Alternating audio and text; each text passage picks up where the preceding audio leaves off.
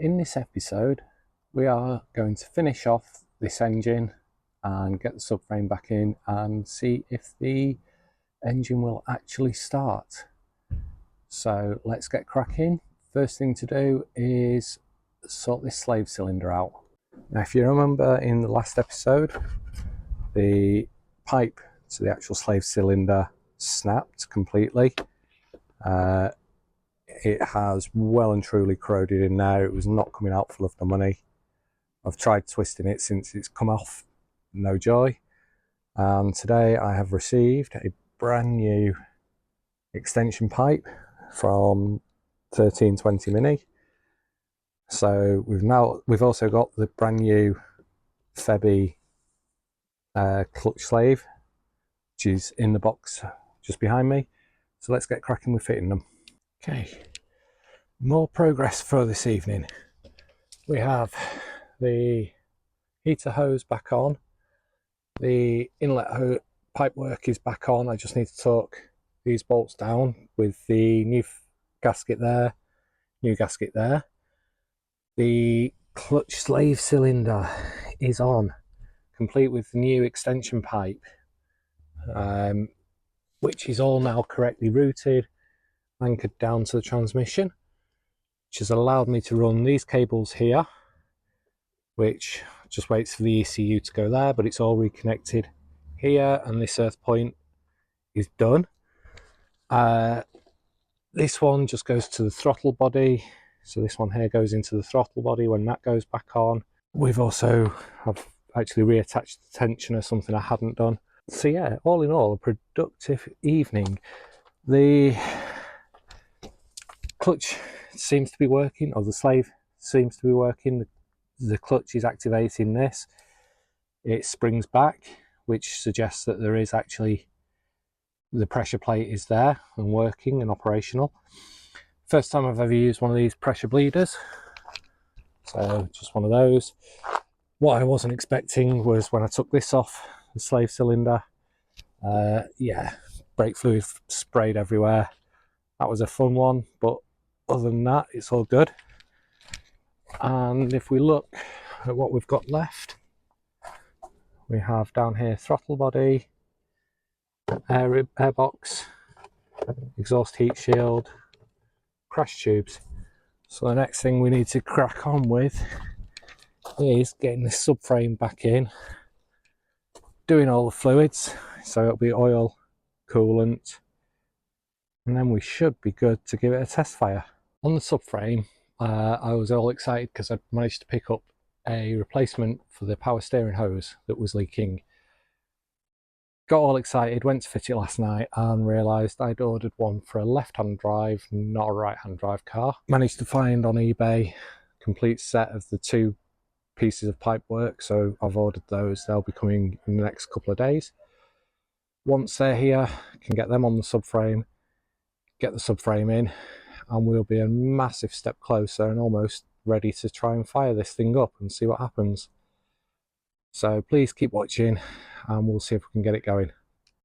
So this is what happens when you forget to change the region on Real OEM from USA to Europe. I've ended up buying the left-hand drive power steering pipe. What I actually needed was a right-hand drive one. So these were actually cheaper than this, so I'll get those fitted and then we can get the subframe refitted. Well, it's safe to say you definitely get what you pay for. New pipes on, complete with two new crush washers, which didn't actually come with the pipe, but that may well be a slight problem. Look, there's a good difference in length. This one does seem to be the right one, the right length, comparing it to the old pipe. So I think I just need to trim this down. I've also confirmed that there's a restrictor round about here on the old pipe, on the new pipe, whereas it is a bit closer to the end on the new old pipe. Other than that, just giving it a bit of a clean in places. We've managed to get this all cleared out and the actual drain hole works now. This has had a wipe down, and yeah, we are good to go and get this installed. Well, today we have hit a huge milestone. The subframe is back in for the second time. First time I forgot to connect the steering linkage, so I had to drop the subframe back down to allow enough room to get the steering linkage to reconnect, and we now have a subframe back on. It's not all good news though. Can you spot what I might have done ever so slightly wrong here? Yeah, that's it. When I was put the drive shafts in, I put the drive shaft behind the drop link. Luckily, I haven't torqued it up yet, so I'm thinking I'll just pop it out, drop it down, move the drop link, move the drop link back, and then pop it back in before I torque everything up. But you can see subframe's in, power steering pump is reconnected, both plugs. The new power steering lines are in, although this one will need trimming down. So this one will need trimming down to meet the other one. I have put the bracket on, put the reservoir on, and this one does seem to be the right height, which is why I hadn't already trimmed it down. And then we've just got the rest of the intake to finish off. You can see steering reconnected, complete with the pinch bolt, and yeah. Just wanted to take a quick minute to address a question that my brother-in-law asked. He said, if I had to cut the aux belt off, how was I going to get the new one on? Well, the answer is slightly different tensioner tool. This one, those two pins and this hook didn't sit correctly on the R53. This one hooks onto the bottom of the pulley here and just lifts up the whole tensioner assembly using the same principle. And as you can see, I've now got a pin holding the tensioner, so I can now get the belt back on.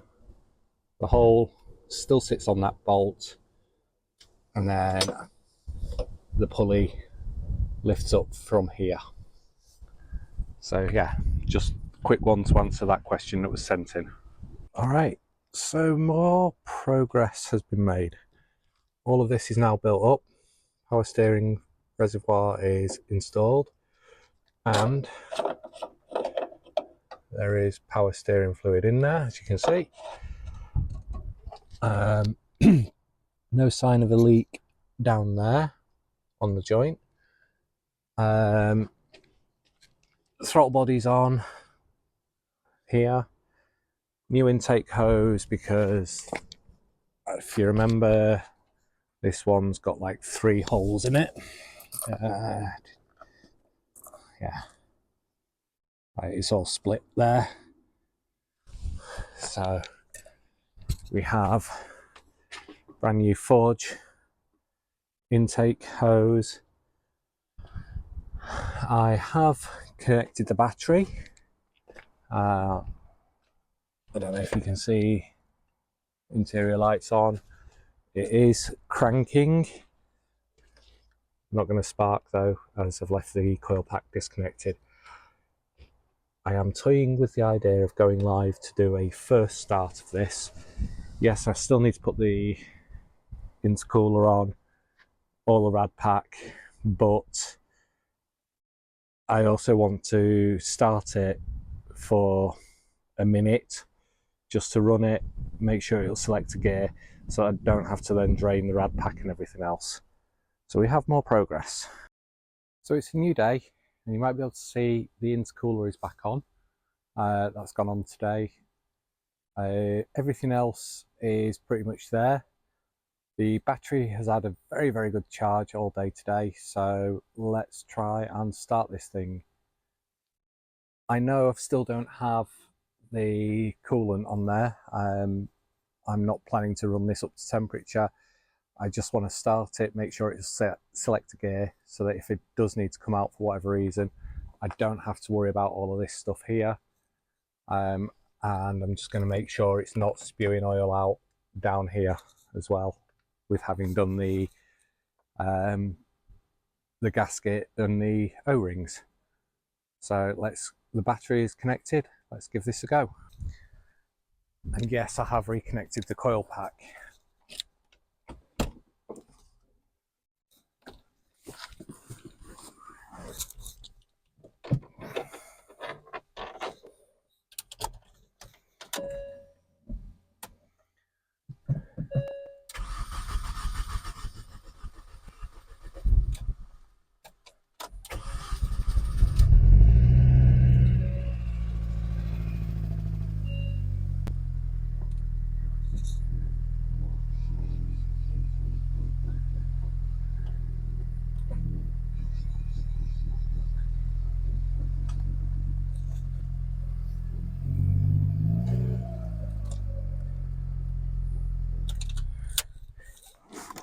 We have success.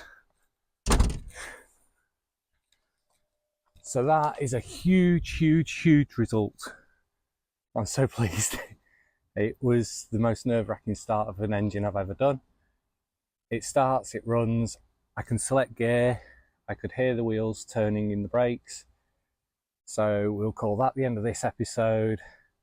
In the next episode, we'll get things like the radiator all done, get the car basically prepped, ready for its MOT. There's a new fuel filter to go in. It sounds like the exhaust needs a few clamps tightening up. But yeah, generally a happy, good day. See you in the next one.